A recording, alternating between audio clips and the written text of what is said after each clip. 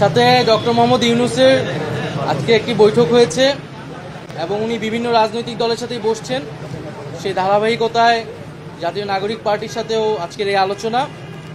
তো আজকের এই আলোচনায় আমরা প্রথমেই ডক্টর মোহাম্মদ ইউনূসের প্রতি সমর্থন জানিয়েছি এবং ওনাকে আমরা অনুরোধ করেছি, আহ্বান জানিয়েছি যে গণঅভ্যুত্থানের যেই প্রতিশ্রুতি রক্ষায় উনি দায়িত্ব গ্রহণ করেছিলেন সেই দায়িত্ব সম্পন্ন করেই যাতে উনি সিদ্ধান্ত নেন যে কোনো বিষয়ে। আমাদের আলোচনায় যেই বিষয়গুলা গুরুত্ব পেয়েছে, আমরা বলেছি যে আওয়ামী লীগ নিষিদ্ধের আন্দোলনে জুলাই ঘোষণাপত্র বাস্তবায়নের একটি দাবি ছিল এবং সরকারের পক্ষ থেকে 30 দিন আমাদেরকে বলা হয়েছিল, 30 কার্য দিবসের মধ্যে সেটি হবে। তো নির্ধারিত সময়ের মধ্যে যাতে জুলাই ঘোষণাপত্র জারি করা হয়, প্রদান করা হয়, সেই বিষয়ে আমরা আহ্বান জানিয়েছি এবং সরকারের পক্ষ থেকে, ডক্টর ইউনূস স্যারের পক্ষ থেকে আমাদেরকে আশ্বস্ত করা হয়েছে।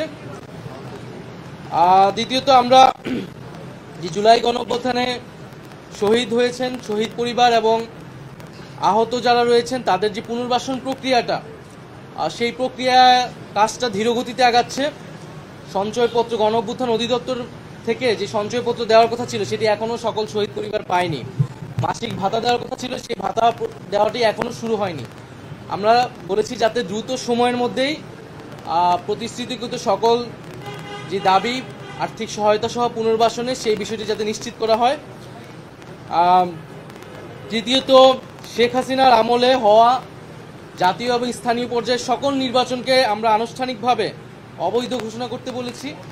কারণ সেই সময়টা শেখ হাসিনা একটা ফ্যাসিবাদী শাসন ব্যবস্থায় ইলেকশন করেছিল এবং মানুষের ভোটাধিকার হরণ করেছিল।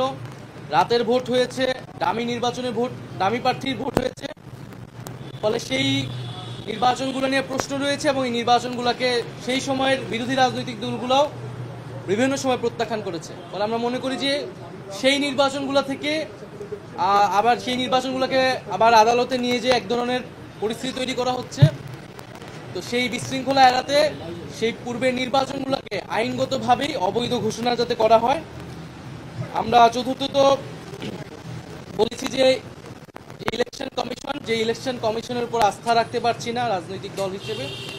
সেই ইলেকশন কমিশন পুনর্গঠন করে যাতে স্থানীয় সরকার নির্বাচনের দ্রুত আয়োজন করা হয়। এর ফলে নাগরিক সেবা যে দুর্ভোগটি হচ্ছে, নাগরিক সেবা পাচ্ছে না জনগণ, সেটি নিশ্চিত করা সম্ভব হবে।